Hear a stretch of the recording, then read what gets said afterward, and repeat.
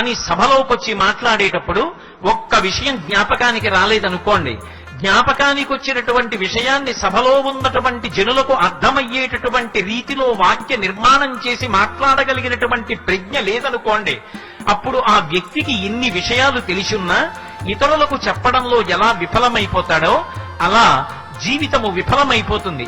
తెలిసి ఉండడం ఒకెత్తు, ఒక సభలోకి వచ్చి కూర్చున్నప్పుడు ఎంతమంది జనమున్నా తాను చెప్పాలి అనుకున్న విషయాన్ని సుస్పష్టంగా చెప్పగలిగినటువంటి ప్రజ్ఞ ఎవరికి ఉన్నదో వాడు జనులందరినీ కూడా మార్గనిర్దేశనం చేసి తన మంచి మాటల చేత ఉన్నతమైనటువంటి పథంలో నడిపిస్తాడు.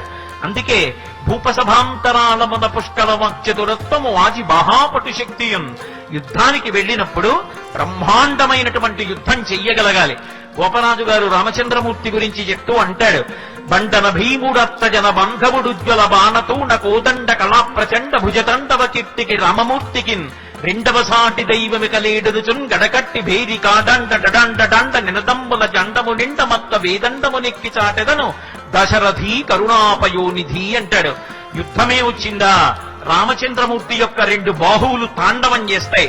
ఎప్పుడు అక్షయ బాణతూడీరంలోంచి బాణం తీస్తాడో, ఎప్పుడు సంధిస్తాడో, ఎప్పుడు విడిచిపెడతాడో తెలియదు. యుద్ధమే వచ్చిందా అంత పరాక్రమంగా నిలబడగలగాలి. ఆజి బహాపటు శక్తియున్ యశమునందనురక్తియు. ఎప్పుడూ కూడా ఉత్తమమైనటువంటి కీర్తి గురించి చూసుకోవాలి. మనిషి పేరు చెప్పేటప్పటికే ఆ కీర్తి జ్ఞాపకం రావాలి. మనిషికి నీడ ఏది కావాలి అంటే కీర్తి నీడ కావాలి. మనిషి ఎంతకాలం జీవిస్తాడు ఈ లోకంలో? కారే రాజులు రాజ్యముల్ గెలువరే గర్వోన్నతిం పొందరే వారేరి సిరి మూట కట్టుకొని పోవంజాలిరే భూమిపై పేరైనన్ కలదే శిబి ప్రముఖులన్ ప్రీతిన్ యశక్కాముల ఈరే కోర్కెలు వారలం తలపరే కాలమున్ భార్గవా. ఒక మనిషి బ్రతికాడు అంటే ఆయనని చూసుకుని ఆయన కుటుంబం పొంగిపోవాలి. ఇటువంటి తండ్రి, ఇటువంటి అన్న, ఇటువంటి భర్త ఎన్ని జన్మలెత్తినా నాకు ఆయన భర్తగా రావాలని భార్య ఆఖరి శ్వాసలో కోరుకోవాలి. ఎన్ని జన్మలెత్తినా నాకు ఇటువంటి తండ్రి కావాలని బిడ్డలు కోరుకోవాలి. మేము ఎంత కాలం ఉన్నా మాకు ఇటువంటి నాయకుడు ముఖ్యమంత్రిగా ఉండాలని ప్రజలు కోరుకోవాలి.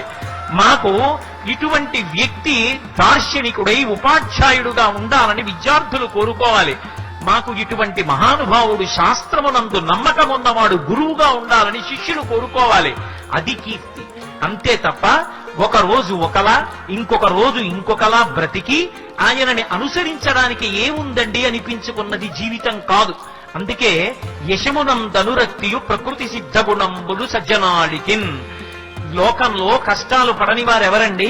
అంతటి శ్రీ మహావిష్ణువు, సమస్తమైనటువంటి బ్రహ్మాండములు నిండిపోయినటువంటి వాడు.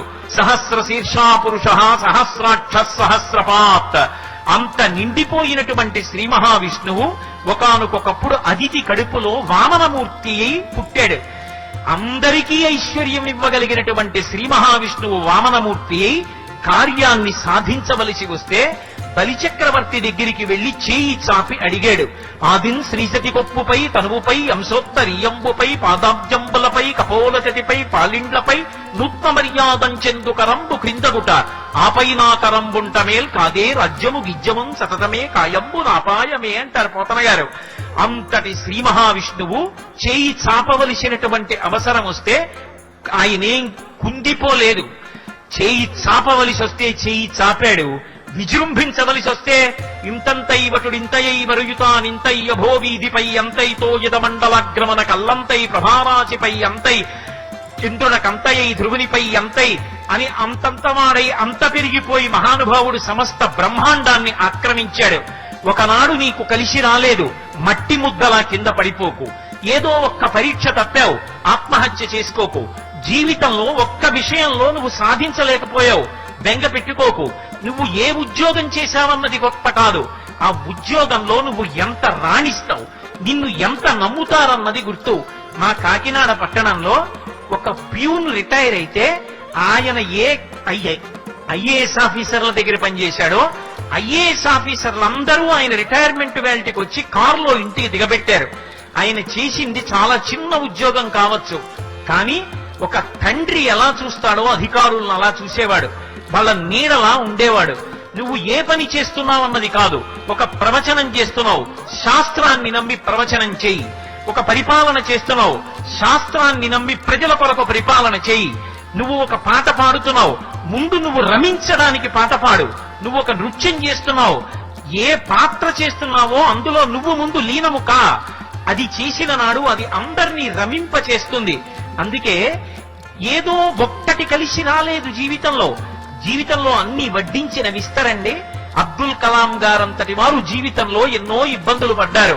తిరుమల తిరుపతి దేవస్థానాలకి కార్యనిర్వహణాధికారిగా ఒకప్పుడు పనిచేసిన పివిఆర్కే ప్రసాద్ గారు వరుణయాగం చేయిస్తే విగ్రహాలకి గొడుగు పట్టి తీసుకెళ్తుంటే చుక్క వాన పడలేదురా, ఈవో కళ్ళం బెట నీళ్లొచ్చాయని చెప్పి వెనక వస్తున్న వాళ్ళు పరిహాసం ఆడుతుంటే శాస్త్రం మీద నమ్మకంతో వరుణయాగం చేయించి విగ్రహాలు పట్టుకుని ఆనందనిలయంలోకి వెడుతున్న పివిఆర్కే ప్రసాద్ గారు ఇంకా గుడిలోకి వెళ్ళకముందే ఆ మంత్రశక్తికి కారు మేఘాలు కమ్మి అప్పటికప్పుడు వర్షం పడడం మొదలు పెడితే గొడుగులు బట్టి మూర్తుల్ని లోపలికి తీసుకెళ్లారు.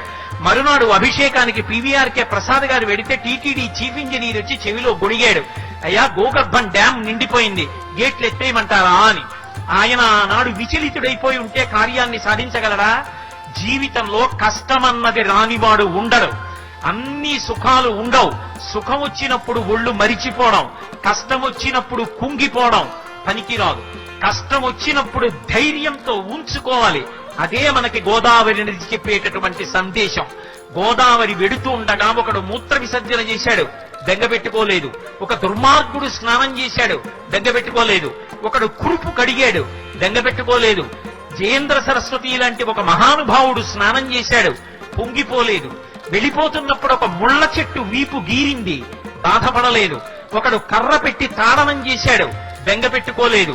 తాను వెళ్లి సాగరంలో కలిసిపోవడమే తన అంతిమ ప్రయోజనం అన్నట్టుగా ఆగకుండా ప్రవహించి ప్రవహించి ప్రవహించి చిట్ట చివరికి సాగర సంగమానికి వెళ్లిపోయినటువంటి గోదావరిలా నా నీళ్లు తాగుతున్నారా, నా బిడ్డలురా, నన్ను చూసి నేర్చుకోండి. నేను ఎలా ఉత్థాన పతనములను తట్టుకుంటున్నానో, కష్ట సుఖాలు తట్టుకుంటున్నానో, ఎవరు ఎంత కీర్తించినా పొంగిపోవట్లేదో, ఎవరు విమర్శించినా బెంగపెట్టుకోవట్లేదో, నా పథంలో నేను వెళ్లి సాగరమునందు సంగమిస్తున్నానో, నా నీళ్లు తాగి నా బిడ్డలైనందుకు మీరు అలా జీవితంలో ఉంచుకోండి. అంతేకాని కష్టం వస్తే నేల పడిపోవడం, ఒక్క పరీక్ష తప్పితే ఉరిపోసుకుంటానంటాం మానేయండి. అందరూ చేయి చేయి కలిపి సమైక్యంగా బ్రతకండి. నాలా కష్ట సుఖాల్ని తట్టుకుని నిలబడడం నేర్చుకోండి అని తన మౌన సందేశంగా అమ్మ పిల్లల్ని ఒళ్ళో కూర్చోపెట్టుకుని లాలించి మాట్లాడినట్టు గోదావరి ఒడ్డున నిలబడితే తన గలగలల ద్వారా మనందరికీ సందేశం ఇస్తున్నటువంటి ఆ గోదావరమ్మకు పునఃపునః నేను సాంజలిబంధకంగా శిరసు తాటించి ఆమె పాదములకు నమస్కార శతమును అర్పిస్తూ ఈ 3 రోజుల పాటు ఇంత పవిత్ర కార్యంలో, ఇంత గొప్ప ఉత్సవంలో, ఇంత గొప్ప సంరంభంలో నా వాక్ సుమములను సమర్పించుకోవడానికి అవకాశం కల్పించిన పెద్దలందరికీ నా హృదయపూర్వక కృతజ్ఞతలను